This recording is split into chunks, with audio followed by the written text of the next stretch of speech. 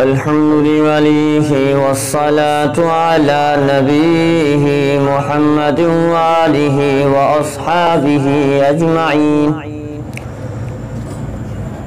أما بعد فأعوذ بالله من الشيطان اللعين الرجيم. بسم الله الرحمن الرحيم. قال النبي صلى الله تعالى عليه وبارك وسلم عن أبي هريرة رضي الله تعالى عنه قال قال رسول الله صلى الله عليه وسلم لا تبادروا الإمام إذا كبر فكبروا وإذا قال ولا الضالين فقولوا آمين وَإِذَا رَكَعَ فَارْكَعُوا وَإِذَا قَالَ سَمِعَ اللَّهُ لِمَنْ حَمِدَهُ فَقَالُوا اللَّهُمَّ رَبَّنَا لَكَ الْحَمْدُ أو كما قال عليه الصلاة والسلام. صدق الله وصدق رسوله النبي الصادق الأمين. عزیزان گرامی، میرے محترم سامعین، میرے مکرمین، آج کا درس مقتدیوں کو ہدایت کے حوالے سے ہے کہ جو مقتدی امام کے پیچھے کھڑے ہوتے ہیں ان کے حوالے سے کچھ ہدایت آپ کے سامنے میں پیش کروں گا نبی علیہ السلام کی زبانی. میرے عزیز گرامی، آج کل دیکھا جائے کہ ہم نماز پڑھ رہے ہیں لیکن ہمیں نماز کی ترتیب یعنی کہ ترتیب سے ہم ناواقف ہیں.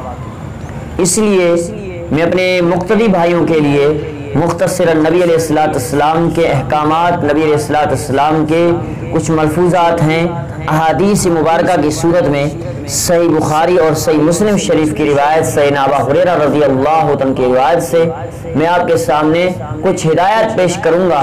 اللہ تبارک و تعالیٰ سے دعا ہے رب العالمین عمل کرنے کی توفیق عطا فرمائے. مختصراً آپ کے سامنے عن ابي هريرة رضي الله تعالى عنه قال قال رسول الله صلى الله عليه وسلم. حضرت ابو ہریرہ رضی اللہ تعالیٰ عنہ روایت کرتے ہیں، فرمایا نبی علیہ السلام لا تبادروا الامام اذا كبر فكبروا واذا قال ولا الضالين فقولوا آمين وَإِذَا رَكَعَ فَارْكَعُوا وَإِذَا قَالَ سَمِعَ اللَّهُ لِمَنْ حَمِدَهُ فَقَالُوا اللَّهُمَّ رَبَّنَا لَكَ الْحَمْدُ. میرے محبوب صلی اللہ علیہ وسلم کی روایت حضرت ابو ہریرہ رضی اللہ تعالیٰ عنہ روایت فرماتے ہیں، فرمایا نبی علیہ السلام نے کہ بھئی دنیا والو لوگوں، امام پر سبقت نہ کرو، امام سے پہلے جلدی نہ کرو. اگر امام کہتا ہے اللہ اکبر تو تم بھی اللہ اکبر کہو. جب امام والضالین کہے تو پھر آپ کو آمین کہنا ہے. پھر جب امام رکوع میں جائے فرکع وَإِذَا رَكَعَ فَارْكَعُوا، جب رکوع کرے تو پھر تم رکوع کرو. وَإِذَا قَالَ سَمِعَ اللَّهُ لِمَنْ حَمِدَهُ، جب وہ کہے سَمِعَ اللَّهُ لِمَنْ حَمِدَهُ تو جواب میں تجھے کہنا ہے اللہم ربنا لَكَ الْحَمْدُ اللہ اکبر کبیرہ. مطلب یہ ہوا کہ نماز کی تمام ارکان میں امام کے ساتھ رہنا ہے، امام سے پہلے نہ ہونا. امام جب اللہ اکبر کہے تو رکوع کرنا، اللہ اکبر کہے تو سجدہ کرنا، اللہ اکبر کہے تو اتحیات میں جانا اور رکوع سے اٹھنا. جب بھی امام حکم کرتا جائے تو یہ حکم کی تعمیل کرنی ہے. اللہ اکبر کبیرہ توجہ کرنا.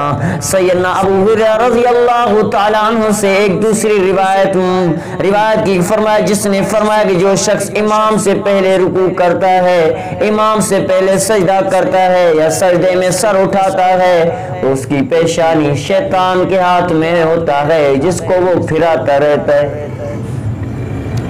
اور مسند بزار میں حضرت ابو ہریرہ رضی اللہ تعالیٰ کی دوسری روایت موجود ہے، فرمایا کہ جو شخص امام سے پہلے رکوع کرتا ہے، امام سے پہلے سجدہ کرتا ہے، فرمایا نبی علیہ السلام نے کہ اس کا سر، اس کو میں ڈرتا ہوں کہیں اس کا سر گدھے کی سر کی طرح نہ بن جائے. میرے محبوب نے فرمایا اللہ اکبر کبیرہ۔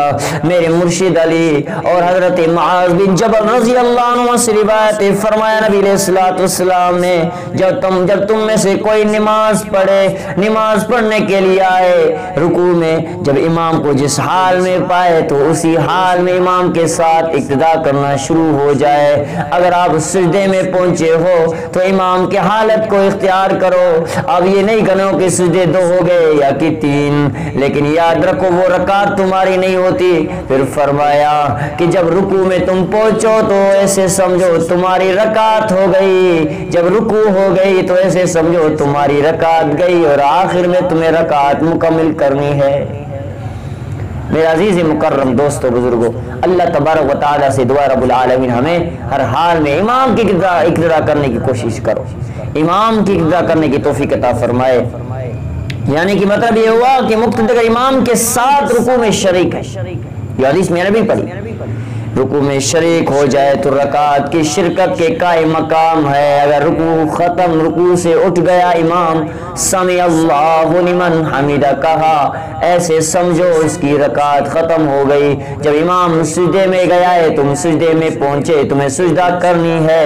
اگر اتحیات میں پہنچے تو یہ اتحیات پڑھنی ہے، لیکن تمہاری رکعت نہ ہوگی، تمہیں اقتداء امام کرنی ہے۔ اللہ تبارک و تعالیٰ سے دعا رب العالمین ہمیں امام کی اقتداء کرنے کی توفیق عطا فرمائے، اور امام کے ہر الفاظ پہ ہمیں ان کے ساتھ ساتھ رہنے کی توفیق عطا فرمائے۔ وآخر دعوانا الحمدللہ رب العالمین۔